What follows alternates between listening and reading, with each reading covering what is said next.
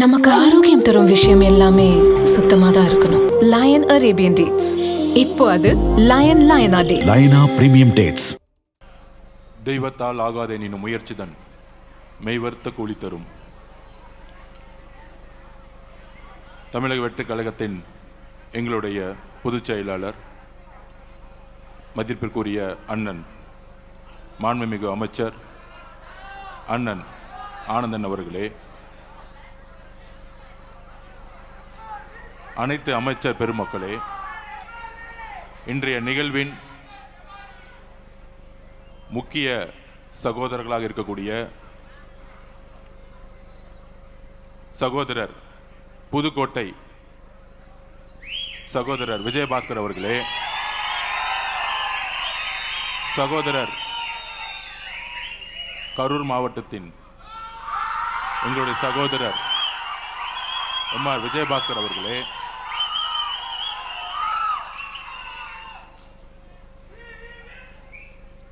திரு ஆனந்தன் முன்னாள் அமைச்சர் அவர்களே, திருமதி வளர்மதி முன்னாள் அமைச்சர் அவர்களே, முன்னாள் சட்டமன்ற அதிமுக கழகத்தின் முன்னாள் சட்டமன்ற உறுப்பினர்கள், ஒன்றியம் கிளைக்கழகம் முன்னாள் எம்பிக்கள், மாவட்ட செயலாளர்கள் எல்லோருக்கும் என்னுடைய வணக்கத்தை தெரிவித்து, இங்கே இருக்கக்கூடிய இளைஞர்கள்லாம் பார்க்கும்போது இந்த ஜல்லிக்கட்டில் புதுக்கோட்டையில் ஜல்லிக்கட்டு நடக்கும் போது எப்படி இருப்பாங்களோ அந்த மாதிரி ஒரு இளைஞர் பட்டாளத்துடன் மீட்டிங் 11 மணிக்குன்னா காலையில் 6 மணிலேருந்தே ஒரு எதிர்காலத்திற்காகவும் தமிழக வெற்றிக் கழகத்தில் ஒரு இணைப்பிற்காகவும், முக்கியமாக எங்களுடைய அண்ணன் தமிழகத்தின் மக்கள் தலைவர் முதலமைச்சர் எங்களுடைய அண்ணன் திரு சி ஜோசப் விஜய் அவர்களுடைய தலைமையில் இணைய வந்திருக்கக்கூடிய அனைத்து தொண்டர்களுக்கும் எங்களுடைய வணக்கம். இந்த இணைப்பு எதற்காக? 2 விஜயபாஸ்கர் அவர்கள் தமிழ்நாடு அரசியல் 2026க்கு முன்பு, 2026க்கு பின்பு, முன்பு 1967 தேர்தலுக்கு முன்பு, தேர்தலுக்கு பின்பு, 1977 தேர்தலுக்கு பின்பு, தேர்தலுக்கு முன்பு, தேர்தலுக்கு பின்பு, அப்படியான அரசியல் சூழ்நிலை 50 வருடங்கள் கழித்து 2026 இப்போ சொன்னாங்களே இங்கே வந்திருக்கக்கூடிய விஜயபாஸ்கர் ஸ்கொயர்னு சொன்னாங்க. ஆனால் தமிழ்நாட்டில் தேர்தலுக்கு பின்பு விஜய்ங்கிற ஒரு முழக்கம் தமிழ்நாடு முழுவதும் மட்டுமல்ல, உலகம் முழுவதும் ஒலித்திட்டு இருக்கு இன்னைக்கு வரைக்கும். அதனால எங்களுடைய தலைவருடைய பெயரில் உங்களுடைய பெயர் ஆரம்பிக்குது. உங்களுடைய எதிர்காலம் இங்கே பிரகாசமாக இருக்கும். அதற்கான உறுதி எங்களுடைய தலைவரிடம் இருக்கிறது, எங்களிடம் இருக்கிறது. இணைந்து பணி செய்வோம். இணைந்து என்ன மாதிரியான பணி செய்ய வேண்டும், என்ன மாதிரியான அரசியலை 2026க்கு அப்புறம் எங்களுடைய தலைவர், எங்களுடைய முதல்வர் உருவாக்கி இருக்கிறார். எல்லோருக்கும் தெரியும், பண அரசியலை 75 வருஷ பண அரசியலை தூக்கி எறிஞ்சது தமிழக வெற்றிக் கழகம். மத அரசியலை தூக்கி எறிந்திருக்கிறது, ஜாதி அரசியலை தூக்கி எறிஞ்சிருக்கு தமிழக வெற்றிக் கழகம் இந்த தேர்தலுக்கு பின்பு. ஆனால் 2026க்கு பின்பு என்ன மாதிரி அரசியல் சூழ்நிலை, அரசியல் விமர்சகர்கள் என்கின்ற போர்வையில் பேசிட்டு இருப்பாங்க. அதிமுக இருக்கக்கூடிய எம்எல்ஏக்கள், முன்னாள் சட்டமன்ற உறுப்பினர்கள், நாடாளுமன்ற உறுப்பினர்கள், மாவட்ட செயலாளர்கள், முன்னாள் அமைச்சர்கள் எல்லாம் சேர்றாங்க. எம்எல்ஏக்கள் சேரும்போது அது குதிரை பேரும். நாங்கள் எம்எல்ஏக்கள் வரும்போது சொன்னோம், ஒட்டுமொத்த அதிமுகவுடைய 90% நிர்வாகிகள், தொண்டர்கள் தமிழக வெற்றிக் கழகத்தில் இணைய போகிறார்கள். ஏன் இணைய போகிறார்கள்? அதுக்கான மெசேஜும் 30 நாளுக்கு முன்னாடி சொன்னோம். 2026 தேர்தலுக்கு பின்பு தமிழக வெற்றி கழகம் 108 தொகுதியோடு நிற்கும் பொழுது நேற்று கூட்டணி கட்சியோடைய மீட்டிங்லாம் நடந்துட்டு இருந்துச்சு. அப்போ அங்கே வந்த அனைத்து தலைவர்களும், காங்கிரஸோட தலைவர்கள், நேற்று காலையில் வந்த கம்யூனிஸ்ட் தோழர்கள், மதிமுகவோட தலைவர், விசிகேவுடைய தலைவர், இந்திய கம்யூனிஸ்ட் ஐஎம்ஓட தலைவர்கள் சொன்ன ஒரு வார்த்தை, நீங்கள் ஆட்சி அமைக்கிறதுக்கு என்ன நிலைப்பாடுனா எடுப்பீங்கன்னு நினச்சோம்.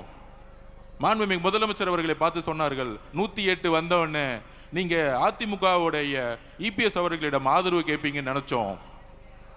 47 எம்எல்ஏ இருந்தாங்க. அந்த ஆதரவுடன் நீங்கள் ரொம்ப எளிமையாக ஈஸியாக நீங்கள் முதலமைச்சர் ஆகிருக்கலாம். ஆனால் நீங்கள் அழைத்தது இந்திய காங்கிரஸ் கட்சியை. அவங்க 5 எம்எல்ஏ தான் வச்சுருந்தாங்க. கம்யூனிஸ்ட் கட்சி தோழர்கள் சப்போர்ட் பண்ணுவாங்களா இல்லையா தெரியாது. விசிகே சப்போர்ட் பண்ணுமா இருக்கா தெரியாது. 60 வருஷம் உறவு இருக்கக்கூடிய ஐஎம்எல் சப்போர்ட் பண்ணுமா இருக்குமா தெரியாது. ஆனால் நீங்கள் காங்கிரஸை அழைத்த பொழுது நாங்கள் நம்பினோம், நீங்கள் மதசார்பற்ற கொள்கையிலும் சமூக நீதி கொள்கையிலும் உறுதியாக இருக்கிறது என்பதை நாங்கள் நம்பினோங்கிறது எல்லா தலைவர்களும் சொன்னார்கள். அப்ப எங்களுடைய தலைவர், தமிழக வெற்றி கழகம் எம்எல்ஏக்கள் தேவைப்பட்டாலும் காங்கிரஸோடைய 5 எம்எல்ஏக்களுடன், கம்யூனிஸ்ட் தோழர்களுடன், விசிகே தோழர்களுடன், ஐஎம்எல் தோழர்களுடன் ஆட்சி அமைக்கிறதுக்கு கடைசி நாள் வரைக்கும் போராடினோம். ஆனால் ஏன் அதிமுகவுடைய திரு இபிஎஸ் பழனிசாமி நாங்கள் ஆதரவு கேட்கவில்லை? It's a political strategy. என்ன பொலிட்டிக்கல் ஸ்ட்ராட்டஜி அது? தேர்தலுடைய ரிசல்ட் வந்துட்டு இருக்க நேரத்தில் ஒரு 7-8 மணிக்கெல்லாம் தகவல் வந்து 108 110 நிற்கிறோம். சரியாக நைட்டு 10 மணிலிருந்து திரு மு.க. ஸ்டாலின் அவர்களும் திரு உதயநிதி அவர்களும் அதிமுகவுடைய இபிஎஸ் பழனிசாமி அவர்களும் அவருடைய மகன் மிதுன் அவர்களும் பாஷ்யம் கன்ஸ்ட்ரக்ஷன் கம்பெனியுடைய ஓனர் அவர்களும் எல்லோரும் ஒன்று சேர்ந்து திமுகவும் அதிமுகவும் சேர்ந்து ஆட்சியை அமைக்க பேச்சுவார்த்தை நடத்த ஆரம்பிச்சிட்டாங்க. அதிமுகவுடைய நிறுவனர் யார்? புரட்சி தலைவர் அவர்கள் எதற்காக கட்சியை உருவாக்கினார்? அண்ணன் செங்கோட்டையன் அண்ணன் வந்தார்களே இங்க, புரட்சி தலைவருடைய அமைச்சரவையில் பங்கு பெற்றவர். அதுக்கப்புறம் புரட்சி தலைவி அம்மா அவர்கள் அதிமுகவை வழிநடத்திய பொழுது எதற்காக என்ன சொல்லி வழிநடத்தினார்கள்? இந்த திமுக தீய சக்தி குடும்பம் ஊழலுக்காக உருவாக்கப்பட்டது. இந்த தீய சக்தி எதிர்க்க அதிமுகவை உருவாக்கியது புரட்சி தலைவர் எம்ஜிஆர் அவர்கள். அதை வழிநடத்தியவர்கள் புரட்சி தலைவி அம்மா அவர்கள். புரட்சி தலைவர் அவர்களுக்கு என்ன நேர்ந்தது? புரட்சி தலைவி அவர்களுக்கு என்ன நேர்ந்தது? சட்டமன்றத்தில் மரபை பத்தி பேசுறாங்க. புரட்சி தலைவி அவர்களை சேலையோ ஜெயிச்சு முடிச்ச உடனே அங்க ஒரு குடும்ப கட்சி, இப்பொழுது இபிஎஸ் அவர்களும் தன்னுடைய மகனும் மட்டும்தான் கட்சி நடத்திட்டு இருக்காங்க, வேற யாரும் இல்லை. இப்ப இன்றைக்கு 2 சகோதரர்கள் விஜயபாஸ்கரன் சேர்ந்த பிறகு 60% அதிமுக இணைந்து விட்டது. % தான் இருக்கு, இன்னும் 30% தான் இருக்கு. அப்ப பொதுமக்களுக்கு வெளிப்படைத்தன்மை நம்ம பேசணும். எதுக்கு இந்த பொலிட்டிக்கல் ஸ்ட்ராட்டஜி எடுக்கிறோம்? எதிர்காலம் இல்ல, உடன்படிக்கை ஏற்பட்டு விட்டது. இன்னும் அறிவிப்பு மட்டும்தான் இல்ல. திரு மு.க. ஸ்டாலின் அவர்களும் தலைவர், அதிமுகவோட பொதுச் செயலாளர் கூடிய விரைவில் கூட்டணி அறிவிக்க போறாங்க. ஒன்னு உள்ளாட்சி தேர்தல் அப்ப இருக்கும், இல்லைன்னா லோக்சபா தேர்தல் இருக்கும், மக்களவை தேர்தல் இருக்க போகுது. அப்ப இவங்க 2 பேரும் சேரும் பொழுது டெல்லியோடைய சப்போர்ட்டும் பிஜேபியோட சப்போர்ட்டும் சேர்ந்துக்கிட்டு ஒரு அரசியல் சூழ்நிலையை தவறா தமிழ்நாட்டில் உருவாக்கிடக்கூடாது. அப்படி சேரும் பொழுது ஒட்டுமொத்த அதிமுக நிர்வாகிகள் ஆல்ரெடி இங்க மூவ் ஆயிட்டாங்க, தமிழ் வெற்றி கழகத்துக்கு மூவ் ஆயிடுவாங்க அந்த முடிவு எடுக்க போது முன்னாடியே. அப்ப நாளைக்கு அதிமுக வெறும் பேப்பர் லெவல்ல இருக்கும். அப்ப இபிஎஸ் அவர்களும் திரு மு.க. ஸ்டாலின் சேரும் பொழுது ஒவ்வொரு மாவட்டத்திலும் திரு இபிஎஸ் அவருடைய அதிமுக வேலை செய்யறதுக்கு ஒரு நிர்வாகி இருக்க மாட்டாங்க, ஒரே ஒரு நிர்வாகி இருக்க மாட்டாங்க. அவருடைய மகனும் திரு இபிஎஸ் பழனிசாமி அவர்கள் மட்டும்தான் கட்சியில் இருப்பாங்க. இன்னொரு 5 பேர் இருப்பாங்க, அவங்களுக்கு தேர்தல் வேலை செய்யவே தெரியாது, அவங்களை விட்டுருவோம். இப்பயே தீர்மானம் போடுறாங்களாம், திரு மிதுன் அவர்கள் கட்சியை வழி நடத்தணும், இளைஞர் அணி தலைவர் ஆகணும். அதில் அவர் சொல்றாரு, அன்னைக்கு பேட்டி எடுக்கும்போது சொல்றாரு இபிஎஸ் அவர்கள், என்னுடைய மகன் ஒன்லி உறுப்பினர் தான், அரசியல் ஆசைன்னா எதுக்கு நீங்க உறுப்பினராக வச்சுக்கிறீங்க? எதுக்கு தெரியுமா? திரு உதயநிதி அவர் சொன்னாருங்களே, என் மகன் 25 வருஷமா உறுப்பினராக இருந்தாரு, அதனால டக்கு நான் இளைஞர் தலைவர் ஆகிட்டேன், அதனால சட்டமன்ற உறுப்பினர் ஆகிட்டேன், அதனால துணை முதலமைச்சர் ஆகிட்டேன். இதே கதை தான் அடுத்து இபிஎஸ் அவர்கள் ஃபாலோ பண்ண போறாங்க. இதை தெரிஞ்சுக்கிட்டாங்க எல்லா மாவட்ட செயலாளர்களும் எல்லா முன்னாள் அமைச்சர்களும் நல்லா தெரிஞ்சுக்கிட்டாங்க. இது குற்றச்சாட்டு அல்ல. 2 பேரும் சேர்ந்து சொன்னது யார் தெரியுமா? மார்க்சிஸ்ட் கம்யூனிஸ்டுடைய அகில இந்திய தலைவர் திரு பேபி அவர்கள் சொன்னார், நாங்கள் ஏன் தமிழக வெற்றி கழகத்திற்கு ஆதரவு கொடுக்கிறோம்னா அதிமுகவும் திமுகவும் பிஜேபியும் சேர்ந்து ஆட்சி அமைக்க போது, அதனால நாங்கள் எதுக்குறோம்னு சொன்னார். திரு சண்முகம் அவர்கள் மார்க்சிஸ்ட் கம்யூனிஸ்டுடைய தலைவர் தமிழ்நாட்டில் அவர் சொன்னார், திமுகவும் அதிமுகவும் பிஜேபியும் சேர்ந்து ஒரு புடலங்கா கூட்டணி உருவாக்குவீங்க, அதுக்கு நாங்கள் சப்போர்ட் பண்ணுவோமா? இது சொன்னது யாரு? தமிழ் வெற்றி கழகமா? இல்லை, 10 வருஷமா திமுக கூட்டணியில் இருந்த கம்யூனிஸ்ட் தோழர்கள். ஐயுஎம்எல் தலைவர் சொல்றாரு, என்ன கூப்பிட்டாங்க, அதிமுகவும் திமுகவும் சேர்ந்து ஆட்சி அமைக்கிறதுக்கு என் சப்போர்ட் கொடுக்க சொன்னாங்க. முதல்ல 2.5 வருஷம் அவங்க முதலமைச்சர் இபிஎஸ் அவர்கள் முதலமைச்சர், அடுத்து உதயநிதி முதலமைச்சர். என்ன ஒரு சூழ்ச்சி, எவ்வளவு பெரிய அநியாயம்! இதை எதிர்க்கிறதுக்கு ஒட்டுமொத்த அதிமுக தொண்டர்களும் குரல் கொடுத்தாங்க. ஒட்டுமொத்த அதிமுக 47 எம்எல்ஏ 20 எம்எல்ஏ 25 எம்எல்ஏ அப்பயே குரல் கொடுத்தாங்க, திமுக சேரக்கூடாது. சொன்னது கம்யூனிஸ்ட் மட்டும் கிடையாது, சொன்னது ஐஎம்எல் மட்டும் கிடையாது, உண்மையான மக்கள் தலைவருடைய விசுவாசிகளா இருக்கக்கூடிய அண்ணன் விஜயபாஸ்கர் அவர்களும் கரூர் விஜயபாஸ்கர் அவர்களும் அண்ணன் சி.வி. சண்முகம் அண்ணன் அவர்களும் எல்லோரும் இணைந்து திமுகவுடன் சேரக்கூடாதுன்னு சொன்னாங்க. ஆனால் அவங்களை பதவி விட்டு நீக்கிறதுக்கு எப்படி அண்ணன் செங்கோட்டை அண்ணன் பதவிக்கு நீக்கணும்னு நினைச்சாரோ, கடைசியில் அவங்க 2 பேரும் அப்பாவும் மகனும் மட்டும்தான் இருக்க போறாங்க. இங்க ஒரு அப்பா மகன், அங்க ஒரு அப்பா மகன், 2 பேர் 4 பேர் முடிச்சிடலாம். தலைவர் சொன்ன மாதிரி சட்டமன்றத்தில் 4 பேர் முடிஞ்சிருவாங்க. அப்ப இயற்கையாகவே குரல் கொடுத்தது, உள்ள இருந்துட்டு அதிமுக குரல் கொடுத்தது ஒரு 20-25 எம்எல்ஏ. அக்கா வந்திருக்காங்களே மதுராந்தகத்தோட எம்எல்ஏ, ஒரு 4 பேர் ரிசைட் பண்ணாங்க, எல்லாரும் சேர்ந்து குரல் கொடுத்தாங்க. அந்த குரல் கொடுத்ததுடைய வெளிப்பாடு அப்பையும் அதிமுக பொதுச்சாளருடைய காதுல உழுவல. அதனாலதான் ரிசைன் பண்ணி தமிழக வெற்றி கழகத்தில் சேர்ந்தாங்க தைரியமா. 10 நாள் அவர் எம்எல்ஏ ரிசைன் பண்ணா அதுக்கு ஒரு தைரியம் வேணும். அந்த தைரியம் எங்கிருந்து வந்துச்சுன்னா, புரட்சி தலைவி அம்மா கிட்ட நான் வளர்ந்தேன், எனக்கு பேர் வச்சதே புரட்சி தலைவர் தான், அம்மா புரட்சி தலைவர் தான் எனக்கு பேர் வச்சாங்க. மதுராங்கத்தோட எம்எல்ஏ நம்ம சகோதரி சொன்னாங்களே, புரட்சி தலைவர் தான் எனக்கு பேர் வச்சாங்க. எப்படி நான் திமுகவோட சேரும் போது நான் எப்படி அந்த கட்சியில் இருப்பேன்? தைரியமா கையை ரிசைன் பண்ணிட்டு வந்தாங்க. ஆனா நம்மளை பார்த்து சொல்றாங்க குதிரை பேர் நடத்துறேன்னு. குதிரை பேர் நடத்துறது யாரு? எனக்கு கரூர் ரொம்ப முக்கியமான ஊர். ஒரு கணக்கு வழக்கு இருக்கு. அந்த கணக்கு வழக்க முடிக்காம விட மாட்டோம்.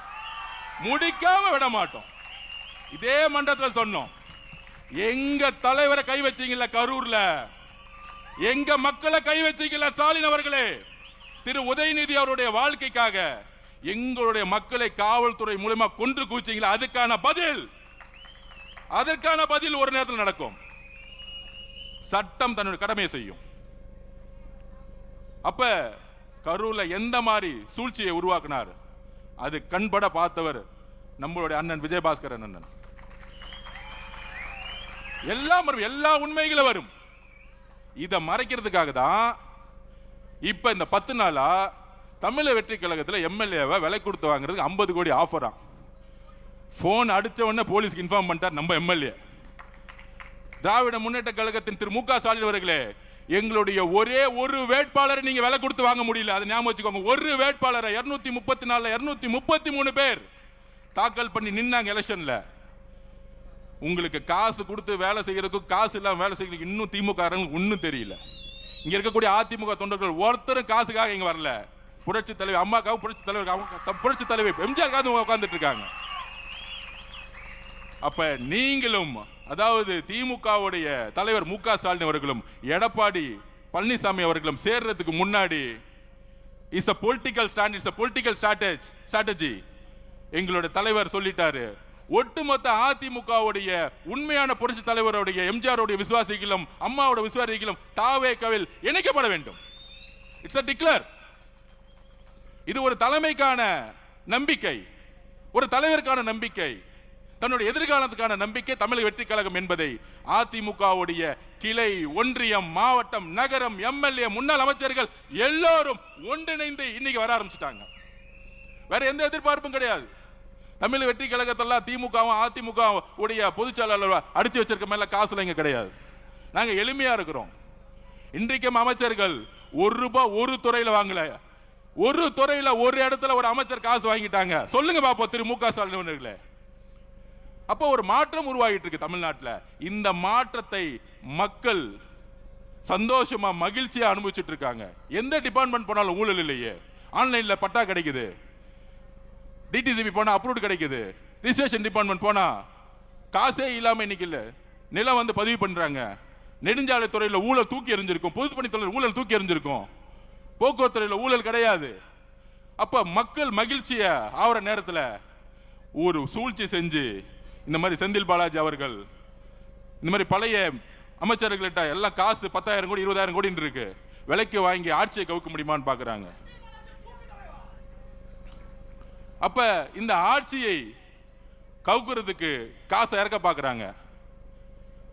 எங்களுடைய தலைவரை நானும் சரி, ஆனந்தும் சரி, அமைச்சர்களும் சரி, ஒரு துரும்ப கை வச்சீங்கன்னா மொட்டை தமிழ்நாடு எந்திரிக்கும். எழுதி வச்சுக்கோங்க.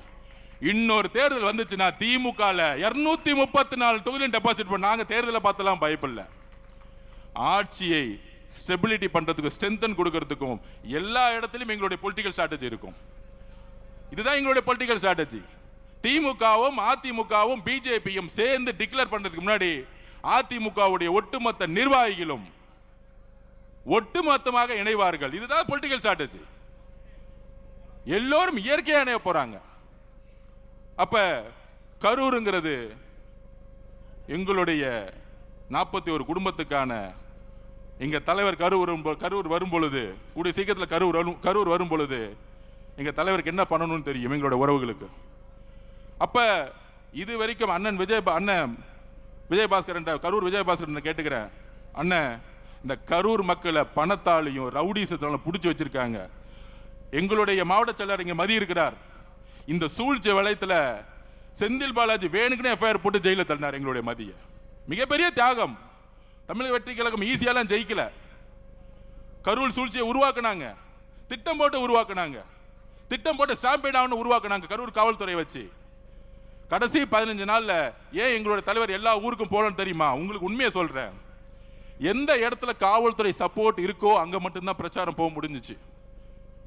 திருப்பூர்ல போகும்போது காவல்துறை சப்போர்ட் இல்லை, திடீர்னு எல்லாரும் கிளம்பிட்டாங்க. ஏன்னா கோயம்புத்தூர் மாவட்ட பொறுப்பாளர் திரு செந்தில் பாலாஜி திருப்பியும் அங்க இருக்க காவல்துறை அழுத்தம் கொடுத்து அவர் திருப்பூர் போகும்போது போலீஸ் எல்லாம் விலகிருங்க, 10 லட்சம் பேர் திருப்பி மக்கள் கூடட்டும், திருப்பி அவங்க இடிச்சுக்கிட்டு திருப்பி ஸ்டாம்பிட் ஆகட்டும், இப்படி ஒரு சூழ்ச்சி. அதனாலதான் கடலூர் கேன்சல் பண்ணப்பட்டது, கிருஷ்ணகிரி கேன்சல் பண்ணப்பட்டது. சோ திமுக ஆட்சியில் இருக்கிற வரைக்கும் ஒரு இயற்கையாகவே ஒரு ஸ்டாம்பிட் உருவாகட்டும், காவல்துறை எந்த சப்போர்ட் பண்ணக்கூடாது, ஒரு எஸ்ஓபி போடட்டும். அதனால தான் 14 ஊருக்கு பிளான் பண்ணதை எங்களுடைய தலைவரால் போக முடியாத சுச்சுவேஷன். நிறைய டிஸ்ட்ரிக்ட்ல காவல்துறை சப்போர்ட் கிடையாது. இந்த உண்மையெல்லாம் மக்களுக்கு தெரியுமா? தெரிய வைக்கணும். ஆட்சியில் இருக்கும்போது காவல்துறை எஸ்பியா இருக்கும் பொழுது யார் யாரெல்லாம் 2000 போலீஸ்க்கு பர்மிஷன் கொடுக்குறேன்னு சொல்லிட்டு தலைவர் போகும்போது எல்லாரும் விலகி போயிடுவாங்க. போலீஸ் கடைசியில் ஒரு 10 லட்சம் மக்கள் நிற்கும் போது ஏதாச்சும் ஒரு திருப்பியும் வந்து பிரச்சனை ஆச்சுன்னா திருப்பியும் தூக்கி பழிய தூக்கி எங்களோட தலைவர் மேல போட்டுருவோம். இந்த கேவலமான அரசியலை செய்து திமுக.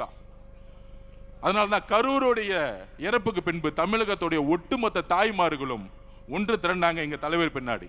இளைஞர்கள் ஒன்று திரண்டாங்க. கடைசியில அந்த கரூருடைய கண்ணீருடைய பாவத்துக்கு கொளத்தூர்ல திரு மு க ஸ்டாலின் அவர்கள் நீங்க தோத்தீங்க. நீங்க தோத்த பிறகு கண்ணீர் விட்டீங்களே, நீங்க தோத்த பிறகு கண்ணீர் விட்டீங்களே, அந்த கண்ணீர் கரூர் மக்களுடைய கண்ணீர் ஞாபகம் வச்சுக்கோங்க. அந்த பாவம் உங்களை சும்மா விடாது, உங்க குடும்பத்துக்கு விடாது. நாங்க இன்னைக்கு சொல்றோம், இந்த திமுக அதிமுக தாவேகாவுடைய இணைப்புக்கு அப்புறம் உங்க குடும்பத்துல நீங்க தான் கடைசி முதலமைச்சர் திரு மு க ஸ்டாலின் அவர்களே. எழுதி வச்சுக்கோங்க, எழுதி வச்சுக்கோங்க. கிளம்பி லண்டன் போய் செட்டில் ஆக வேண்டியதான் உங்க குடும்பம். கிளம்புங்க, கொள்ளடிச்ச பணத்தோட கிளம்பிருங்க. நாங்க ஓபனா டிக்ளேர் பண்றோம், கரூருக்கு அப்புறம் எங்களுடைய பரம எதிரி நீங்க தான். அப்ப ஒட்டுமொத்த ஊழலையும் உருவாக்கிட்டு இன்றைக்கு நம்மளை பார்த்துட்டு சோபா மாடல் ஆட்சி, ஒவ்வொரு தொகுதி 50 கோடி செலவு பண்ணிட்டு இன்னைக்கு செந்தில் பாலாஜி வச்சுக்கிட்டு 50 கோடி கொடுத்து தாவேக்காவோட எம்எல்ஏ தூக்கலாமா, ஆட்சியை மாத்தலாமா, எல்லா திருட்டு வேலையும் பண்றது திமுக. ஆனா சும்மா உட்கார்ந்துக்கிட்டு தேவையில்லாத ஒரு பிரச்சாரத்தை உருவாக்கிட்டே இருப்பாங்க திமுக. இதுக்கு தமிழர்களுக்கு எல்லா ஸ்ட்ராட்டஜியும் தெரியும். எலெக்ஷன்ல எப்படி வின் பண்ணணும் எங்க தலைவருக்கு தெரியும், எப்ப பிரச்சாரம் பண்ணணும் தெரியும். சட்டசபையிலே சொன்னோம், 4 நாள் உட்கார்ந்துக்கிட்டு வாயத்தரங்க சிஎம் வாயத்தரங்க சிஎம் கருப்பு பேட்ச் கொண்டு வராங்க. 4வது நாள் தான் 4வது நாள் 30 நிமிஷம் பேசினார். ஒட்டுமொத்த தமிழ்நாடு பிளாஸ்ட் முடிஞ்சிச்சு. அப்ப தமிழக அதிமுகவுடைய தொண்டர்கள், இங்க இருக்கக்கூடிய நிர்வாகிகளுக்கு ஒரு வேண்டுகோள், தமிழக வெற்றி கழகம் ஒரு குடும்பம் மாதிரி. இங்க இருக்கக்கூடிய மாவட்ட செயலர் மதிய அவர்களா இருக்கட்டும், புதுக்கோட்டையில் இருக்கக்கூடிய பர்வேஷாவா இருக்கட்டும், எல்லோரும் இதுவரையும் கட்சி சண்டையோ கட்சி பாலிடிக்ஸோ ஒருத்தர் குறை சொல்லி வளர்றதோ கிடையவே கிடையாது. ஒரு குடும்பம் மாதிரி இருப்போம். நாங்க ஒவ்வொருத்தரையும் நாங்க என்கரேஜ் பண்ணுவோம். ரமேஷ் பேசுறாரா, நல்லா பேசுறப்பா, மேலவா. எங்க தலைவர் அப்படிதான், பேசி முடிச்ச உடனே அர்ஜுன் நீங்க நல்லா பேசுனீங்க அர்ஜுன் அப்படின்னு ஒரு தைரியமான தலைவர். அவ்வளோ ஒரு ஃப்ரீடம் இருக்கு இந்த கட்சியில. இங்க இருக்கக்கூடியவர்கள் எல்லோரும் அந்தந்த மாவட்டத்தில் இருக்கக்கூடிய நிர்வாகிகளோட ஒன்றிணையணும். இங்க சென்னையில மட்டும் ஒன்றிணையக்கூடாது, மாவட்ட லெவல்ல ஒன்றியம், கிளை கழகம் எல்லாத்திலையும் ஒன்றிணையணும். அதுக்கான பக்குவம் தமிழக வெற்றி கழகத்திற்கு உங்களுக்கும் இருக்கும். நமக்கான ஒரு குறிக்கோள், கனவு இருக்கு. ஆட்சிக்கு வந்துட்டோம், என்ன குறிக்கோள்? இதுதான் குறிக்கோள். திராவிட முன்னேற்ற கழகம் மொத்தமா கொள்ளை அடிச்சு இது வரைக்கும் மக்களுக்கு தண்ணி கொடுக்கல. குழாயில தண்ணி கிடையாது, சரியா கரண்ட் கிடையாது, சரியா ரோடு கிடையாது. அப்ப இந்த எளிமையான பணிகளை செய்யறதுக்கு நாங்க முயற்சி செஞ்சுட்டு இருக்கோம். இது எல்லாம் ஒரு ஊழலா மாத்தி கடைசி ஒரு 40 கோடி கொடுத்து மக்கள் அவங்களை ஜெயிக்க வைக்க முடியல, தூக்கி எறிஞ்சிட்டாங்க. அப்ப தமிழக வெற்றி கழகம் ஏன் பண அரசியல் விரும்ப மாட்டேங்குது? தமிழரோட நோக்கம் என்ன? திமுக ஆல்ரெடி 40 கோடி 30 கோடி கொடுத்து தோத்துட்டாங்க. அப்ப இங்க இருக்கக்கூடிய அமைச்சர்கள் எல்லோரும் முதலமைச்சருடைய வழியில் பணம் வச்சுட்டு என்ன பண்ண போறோம்? பணம் வச்சுதான் திமுக தோத்துட்டாங்களே. இனிமேல் நேர்மையான அரசியலை தலைவர் வழியில் செய்யணும். எல்லாரும் முடிவு பண்ண, தமிழக வெற்றி கழகத்தில் எல்லாரும் முடிவு பண்ணிட்டாங்க. ஸோ நம்மளுடைய தலைவர் வழியில் நேர்மையான அரசியலையும் மக்களுக்கான அரசியலையும் கொள்கைக்கான அரசியலையும் உருவாக்க வேண்டிய காலகட்டத்தில் தமிழக வெற்றி கழகம் இருக்கிறது. திராவிட முன்னேற்ற கழகம் கொள்கைக்கான அரசியலிருந்து வெளியே போயிட்டாங்க. திமுக தலைவர் சுத்தி யார் இருக்கா? திரு செந்தில் பாலாஜி, திரு வேலு, திரு நேரு. அவங்களுக்கு கொள்கை அரசியல் என்னன்னு தெரியாது, ஊழல் அரசியல் மட்டும்தான் தெரியும். திமுக கொள்கை அரசியல் வெளியே போயிட்டாங்க. அதிமுக இபிஎஸ் அவர்கள் கொள்கையினால என்னன்னே தெரியாது. அப்ப தமிழக வெற்றி கழகம் தான் தமிழ்நாட்டில் உண்மையான பெரியார் கொள்கைகளையும் புரட்சியாளர் அம்பேத்கர் கொள்கைகளையும் காமராஜர் கொள்கைகளையும் நடைமுறைப்படுத்த வேண்டிய ஒரு கட்சி இருக்கு. அதற்கு அரசியல் வெற்றி முக்கியம், தேர்தல் அரசியல் முக்கியம். அந்த தேர்தல் அரசியலுக்கு ஒவ்வொரு மாவட்டத்தில் இருக்கக்கூடிய நிர்வாகிகள், தேர்தல் அரசியல் தெரிந்த நிர்வாகிகள் ஒரு இணைப்பு தேவை. தமிழ்நாட்டை உருவாக்க ஒரு ஸ்ட்ராங்கான ஒரு கட்சி வேண்டும், அடித்தளத்தில் ஒரு கட்சி வேண்டும். அப்படிதான் இன்னைக்கு அதிமுகவுடைய இயற்கையாவே ஒட்டுமொத்த நிர்வாகிகள் தமிழக வெற்றி கழகத்தை நோக்கி மட்டும்தான் வந்துட்டு இருக்காங்க. திமுக பார்த்து போக மாட்டாங்க. அதனால நமக்கான குறிக்கோள் ஊழல்னா என்ன? மக்களுடைய பணத்தை சுரண்டாம உண்மையான ரோடு போடணும், உண்மையான பில்டிங் கட்டணும், நல்ல தண்ணி கொடுக்கணும், நல்ல கரண்ட் கொடுக்கணும். இன்னும் இது நடைமுறைப்படுத்தப்படல. இந்த குறிக்கோளோட நம்ம எல்லோரும் ஒன்றிணைவோம். கரூரை இந்த ரவுடி கூட்டத்திலிருந்து, அது பேர் என்ன சொல்லுவாங்க, Karur gang, Karur company. Karur company என்னெல்லாம் முடக்கிறாங்க? மணல் வியாபாரம், அப்புறம் டூப்ளிகேட் சரக்கு, அப்புறம் பாரு, வேற என்ன பிசினஸ்? பாட்டிலுக்கு 10 ரூபா. ஒட்டுமொத்த காசையும் இபி டிபார்ட்மெண்ட்ல டிரான்ஸ்ஃபர் ஊழல், நிலக்கரி ஊழல், ஒட்டுமொத்த காசையும் 5000-10,000 கோடி வச்சுக்கிட்டு கரூரை ஒரு ரவுடி கண்ட்ரோல் வச்சிருக்காங்க. இதை முதல்ல ஃப்ரீ பண்ணி விட்டு மக்களை ஜனநாயக பூர்வமா வாழணும். எங்களுடைய குறிக்கோள் அந்தந்த தொழில் பண்றவங்க நிம்மதியா தொழில் பண்ணணும். இப்ப சினிமா தொழில் என்ன ஆச்சு பாருங்க. ரெட் ஜெயின் கம்பெனி ஏதாச்சும் படத்தை ரிலீஸ் பண்ணுதா? பண்ண முடியாது. இந்த 5 வருஷத்துல பண்ண சொல்லுங்க பார்ப்போம். ஏன்னா கருப்பு பணம் கிடையாது. 2000-3000 தேட்டர் கண்ட்ரோல் பண்ண முடியாது. அந்தந்த தொழில் செய்யறவங்க நிம்மதியா தொழில் செய்யணும். எந்த அமைச்சர்களும் போயிட்டு அவங்க கிட்ட காசு கொடுங்க, கமிஷன் கொடுங்க, உங்களை மிரட்டுவோம். அப்படி திமுக இருந்துச்சு. தமிழக வெற்றி கழகத்தில் இப்ப இருக்கா? இபி டிபார்ட்மெண்ட்ல இருக்கா? ஒரு ஊழல் கிடையாது. பொதுப்பணித்துறை, நெடுஞ்சாலைத்துறை, அந்தந்த தொழில் நிறுவனங்கள் அவங்க தொழில் அமைதியா செய்யணும், நேர்மையா செய்யணும். அப்ப எங்களோட தலைவர் எல்லாரையும் தொழில் செய்யறதுக்கும் அவங்களுடைய தொழிலை நேர்மையா செய்யறதுக்கு எந்த விதமான அரசியல் தலையீடு இல்லாமல் ஒரு அரசியலை உருவாக்கி இருக்கார். இது எவ்வளவு பெரிய மாற்றம்! இந்த மாற்றம் திராவிட முன்னேற்ற கழகத்தால் கொடுக்க முடியல. ஆனா தமிழக வெற்றி கழகத்தோட தலைவர் ஒரு ஊழல் இல்லாத ஆட்சியை நடைமுறைப்படுத்தி சாத்தியப்படுத்தி இருக்கிறார். சட்டமன்ற நிகழ்வை லைவ் பண்ணதே கிடையாது 50 வருஷத்துல. தைரியமான தலைவர் தான் லைவ் போடுவார். தைரியமான தலைவர் தான் லைவ் போடுவார். திராவிட முன்னேற்ற கழகம் ஆட்சியில் இருக்கும்போது லைவ் போட்டாங்களா? திரு மு.க. ஸ்டாலின் ஜனநாயகத்தை பத்தி பேசுவார லைவ் போட்டாங்களா? பத்திரிகையாளர் பத்தி கேட்கிறேன், லைவ் பண்ணாங்களா? ஏன்? எங்களுடைய தலைவர் அவர்களுக்கு முதலில் அவர் மீது நம்பிக்கை இருக்கு. அவர் மீது நம்பிக்கை வைக்கிறதா வெளிப்படைத்தன்மையோட இருப்பாங்க. அதனால அதிமுகவுடைய சகோதர சகோதரிகளே, உங்களை வரவேற்கிறோம். இது நம்மளுடைய குடும்பம். தமிழக வெற்றி கழகம் ஒரு கட்சி கிடையாது, இது ஒரு குடும்பம். எல்லாருக்குமான ஒரு எதிர்காலம் இங்கே உருவாக்கப்படும் என்கிறதை சொல்லி நம்மளுடைய கொள்கை வழியில் எப்பொழுதும் நடப்பணுங்கிற உங்களுடன் பகிர்ந்துகிறேன். தேங்க்யூ.